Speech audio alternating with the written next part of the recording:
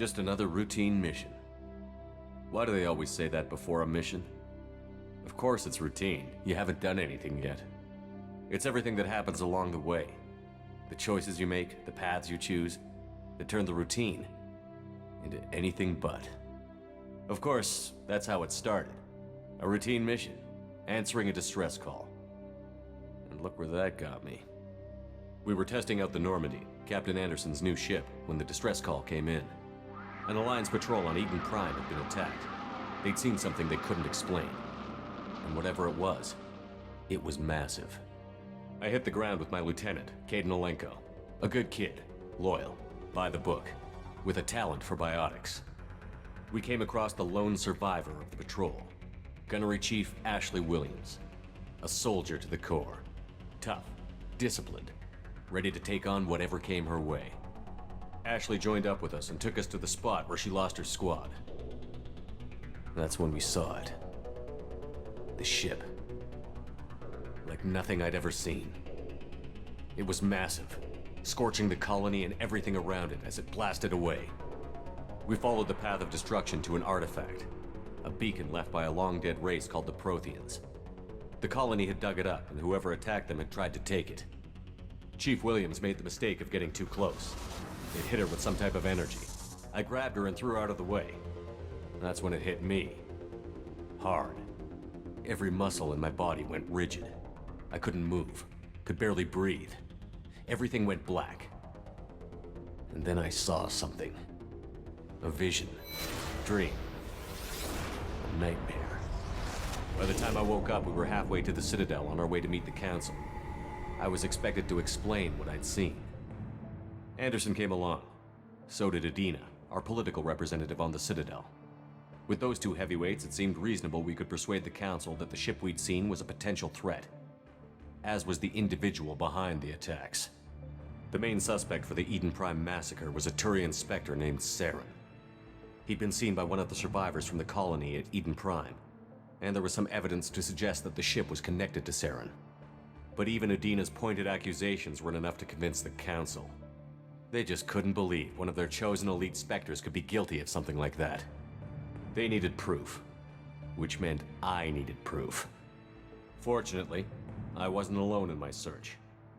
Garrus, another Turian, wanted to help. A top agent for Citadel Security. Despite orders from his superiors that he shouldn't get involved, he told me he was suspicious of Saren, and he had some useful leads. More importantly, he was willing to share them. That led me to Rex, the biggest, nastiest looking Krogan bounty hunter I'd ever seen. He turned out to be more than just a brute. It was his intel that led to a fugitive with incriminating evidence on Saren. The fugitive turned out to be an energetic little Quarian named Tally. A tech expert with a knack for hacking, she'd procured some information on Saren. Evidence that proved Saren was dirty. Tally's evidence proved that Saren was responsible for the massacre on Eden Prime, and that the immense warship we'd spotted was in fact Saren's flagship. But it went much further. Saren was trying to find a way to bring back a race of sentient machines from dark space. Machines allegedly responsible for cleansing the galaxy of all organic life. These Reapers were blamed for wiping out all life 50,000 years ago, including the Protheans, then disappearing back through the mass relays to dark space, leaving no trace they'd ever been. That explained why Saren was after the beacon, and it made some sense out of my visions. But not much else. We couldn't convince the Council that the Reapers were a threat, but they agreed Saren had to be stopped. They stripped him of his Spectre status and gave me the honor of becoming the first human Spectre. My first task? Bring down Saren. Anderson decided to stay behind, giving up his ship, the Normandy. He told me I would need it more than he would. He also pointed me in a direction. Liara, a Prothean expert, adept in biotics, and maybe most importantly, daughter of Benezia, Saren's top lieutenant. And like most Asari, as beautiful as she is intelligent, and born with a unique ability to meld with other species. Liara was able to help me decipher some of the vision the beacon had given me. Nothing concrete, but it gave me some clues. And a new appreciation for the Asari. Her technique for accessing my vision was unexpected, but not at all unpleasant. Ashley was a little concerned about the connection I shared with Liara. As commander, I knew either relationship had the potential to interfere with the mission. I told Liara about how I felt. Apparently, she'd felt it too. But we agreed we wouldn't let it get in the way of our mission. Finding Saren. Thanks to Liara's help, we had our next lead. Benezia. Saren had taken her to Novaria, where he'd enslaved a dangerous race of insect-like creatures, the Rachni. He ordered Benezia to use the same technique Liara had used on me to extract information from the Rachni Queen. The Queen's drones were everywhere, and they weren't happy. We had to fight through hundreds of them to get to Benezia. By the time we arrived, Saren was gone. With the information. I tried to reason with Benezia, but Saren had indoctrinated her. He had somehow acquired the ability to control people's actions and wills. Benezia wouldn't surrender, and Liara was forced to watch her mother die in her arms. And I was left with an angry, dangerous Rachni Queen to deal with. She claimed her drones would do no harm if I released her. But the Rachni had terrorized the galaxy before. I couldn't do it. I wouldn't doom an entire species for past sins. And the Queen was true to her word.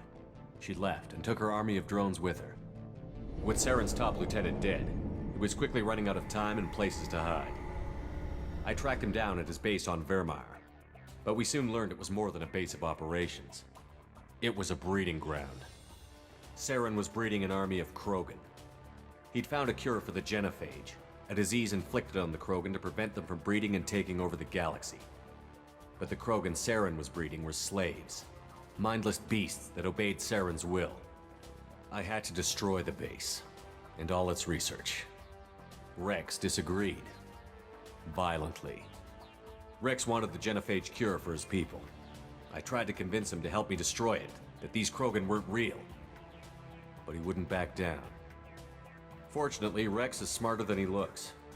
He realized this wasn't the way to help his people, and that Saren was the real threat. When we finally got to the center of the base, I realized just how close Saren was to completing his plan. He was already in communication with the Reapers. Sovereign, Saren's flagship we'd all assumed was just a ship, was a Reaper. It spoke to me, threatened me. I could feel the menace it had for every living thing. It wanted me dead. It wanted us all dead. And I knew it was capable of doing just that. What I couldn't understand was why Saren would help it. But there was no time to think about it. Sovereign knew where we were. We had to destroy the base and get the hell out. I split up my team in 2 squads, sending Ash with one and Caden with the other as a distraction. We had a nuke, and we planned to use it. Before we could detonate the bomb, Saren showed up. We fought. I stalled him to make time for my team. And in talking to him, I realized the truth.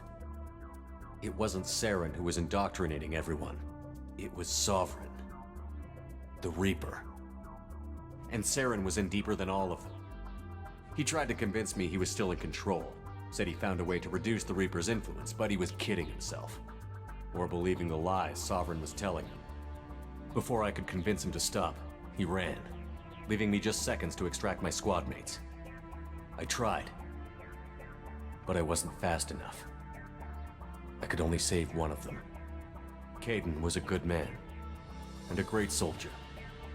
But I had to choose, and I chose Ash. That was the last time Saren would slip away from me. I knew then, the next time we met, one of us would die. With my team mostly intact, we chased Saren and his army to Ilos, a long-lost planet that had once belonged to the Protheans. As we prepared for what we knew would be a desperate fight, I spoke to my crew. We were just one ship, against Saren's growing army. I assured them all that despite the odds, we could defeat him. Liara saw through my words. She knew I was hurting after Caden's death. She could sense my doubts. We both knew this mission could be our last. Until that moment, we'd put our feelings aside for the sake of that mission. But why wait? We gave in to each other, and it was perfect. While it lasted. We arrived on Ilos close behind Saren. Once on the planet, we discovered a Prothean databank that helped me put the final pieces of my vision together. The Reapers had come 50,000 years ago, and every 50,000 years before that. each time purging the galaxy of life. The Protheans had fought and died, like every species before them. But a few survived long enough to leave a parting gift. The Protheans had discovered that the Citadel was the key to controlling the mass relays.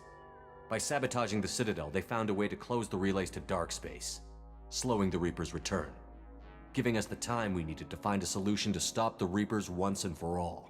Saren knew this. He was leading his army to take control of the Citadel and re-establish the relays to dark space, bringing the waiting Reapers here to destroy us all. We followed him to the Citadel. It was intact, but heavily damaged. He had caught the Council fleets by surprise, and they were only now regrouping. And with Sovereign as his flagship, there was little hope the fleets could counterattack with enough strength to take back the Citadel. But Saren was done running, and I was done chasing him. As the Alliance and Citadel fleets battled Saren's army outside, I cornered the Turian bastard in the Citadel tower and confronted him. He died believing that the Reapers would save him. As I fought to regain control of the Citadel, the Council's flagship, the Destiny Ascension, fell under attack. Despite Saren's death, Sovereign and Saren's army continued to fight. The Council was aboard the Destiny Ascension, and they were requesting assistance. But I knew in order to help them, I would have to put our human Alliance fleet in jeopardy. The Council had to be saved. They represented the hearts and minds of the galactic community. Without them, the fleets would be in disarray. Even with the Citadel back in my control, Saren defeated, and the Normandy leading the combined galactic fleet, the battle against Sovereign, a single Reaper, was relentless. It took the combined fleets of humanity and the other races, but in the end, Sovereign fell. But the costs were immense. While humanity's efforts in the war earned us our first seat on the Council, it was a hollow victory. The Reapers were still out there. I knew the fight was far from over, but as the one who'd led the fight against Saren, I was given new responsibilities. The choice of humanity's first counselor was left for me to decide. On the one hand, Udina, the lifetime politician. Ruthless and ambitious, he would easily navigate the political landmines that would soon be put in front of him. The other choice, Captain Anderson, the career soldier. Tough but fair, but a friend, and someone I could trust. Both great leaders in their own right. Anderson didn't want the job, which was a sure sign he'd be perfect for it. No ambition to get in the way. The war was over. The threat had passed. In time, the Council would rebuild itself. The Citadel could be repaired. Even the pain of lost friends would fade. But none of that mattered if the Reapers were still out there. And if they were all as powerful as Sovereign, we had to find a way to stop them. I had to find a way. I gathered my crew, took my ship, and went in search of answers. Officially, the Council would only say I was assigned to cleanup duty, rooting out any remnants of Saren's army. Just another routine mission.